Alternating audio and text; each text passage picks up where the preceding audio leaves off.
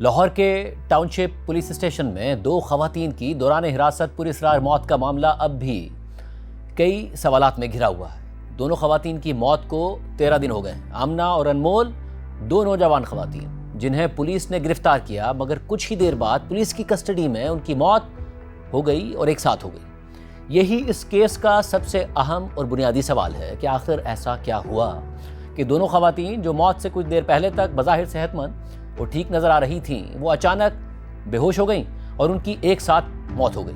ہم نے گزشتہ ہفتے بھی اس حوالے سے سوالات اٹھائے تھے اور لاہور پولیس حکام کو پروگرام میں آنے کی دعوت دی تھی اور آج بھی دعوت دی، مگر ان کا کہنا ہے کہ حتمی حقائق سامنے آنے کے بعد ہی وہ اس حوالے سے بات کریں گے۔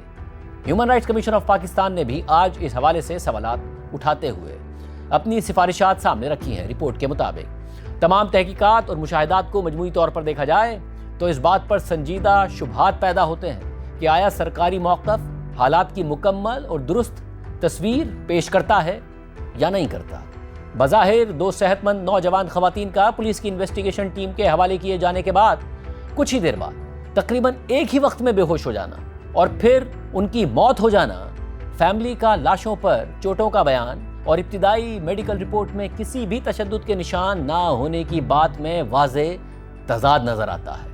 دونوں خواتین کی الگ الگ پوسٹ مارٹم رپورٹس میں تقریباً ایک جیسی علامات کا سامنے آنا اور صبح سویرے تدفین کے موقع پر پولیس کی غیر معمولی بھاری نفری کی موجودگی ہونا، یہ سب ایسے عوامل ہیں جن کی وضاحت نہیں کی جا سکی ہے۔ HRCP کے مطابق یہ محض الگ الگ بے ضابطگیاں نہیں ہیں، بلکہ گرفتاری سے لے کر حراست، موت اور تدفین تک کیس کے تقریباً ہر مرحلے میں ایک ہی طرح کے سوالات اور تضادات نظر آتے ہیں۔ یہ صورتحال ایسے رد عمل کا تقاضا کرتی ہے جو اب تک اختیار کیے گئے طریقہ کار سے زیادہ مؤثر اور جامع ہو۔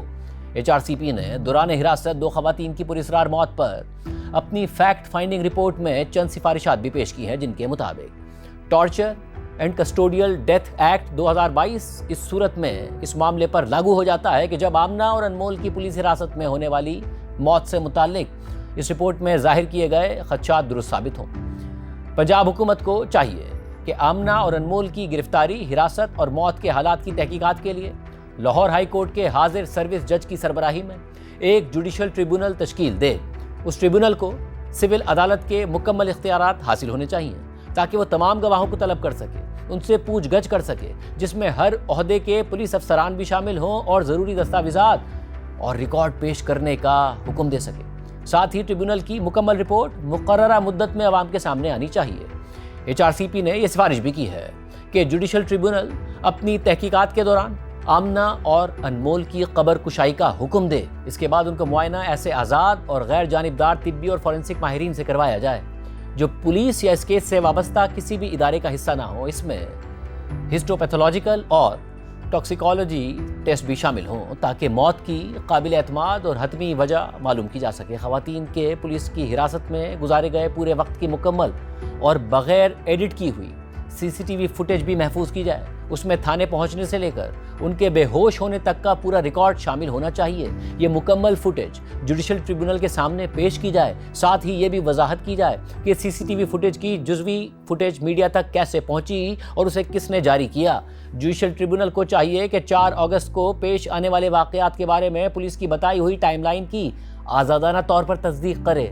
اس مقصد کے لیے کال ریکارڈ، حراست کے رجسٹر، ریسکیو 1122 کا ریکارڈ اور دیگر دستیاب دستاویزات کا جائزہ لیا جائے۔ صرف پولیس کی جانب سے پیش کی گئی ٹائم لائن پر انحصار نہ کیا جائے۔ فیملی کو مزید کسی بھی قسم کی دھمکی، دباؤ یا مقدمات میں نامزد کرنے کے خطرے سے تحفظ فراہم کیا جائے۔ اس کے علاوہ فیملی کو قانونی معاونت بھی فراہم کی جائے تاکہ وہ جوڈیشل ٹریبونل کی کارروائی میں مؤثر اور بھرپور انداز میں اپنا موقف پیش کر سکے۔ HRCP نے یہ سفارش بھی کی ہے کہ حکومت کو پولیس کی حراست میں خواتین کے تحفظ کے موجودہ اقدامات کا جائزہ لے کر انہیں مزید مؤثر بنانا چاہیے، جن میں ہر وقت خواتین پولیس افسران کی لازمی موجودگی، خواتین کی گرفتاری، حراست اور تفتیش سے متعلق کوڈ آف کرمنل پروسیجر کی متعلقہ شکوں پر مکمل عمل درآمد اور پوچھ گچھ کی ویڈیو ریکارڈنگ شامل ہونی چاہیے اور ان میں بعد میں کسی قسم کی تبدیلی نہ کی جا سکے۔ ساتھ ہی یہ بھی واضح ہونا چاہیے کہ ان حفاظتی اقدامات کی خلاف ورزی کی صورت میں کس ادارے اور کس افسر کی ذمہ داری ہوگی۔ اس پورے معاملے پر پنجاب پولیس کے کردار پر سنگین سوالات اٹھ رہے ہیں اور اب موت کی حتمی وجہ جاننے کے لیے فورنسک رپورٹس کا انتظار کیا جا رہا ہے۔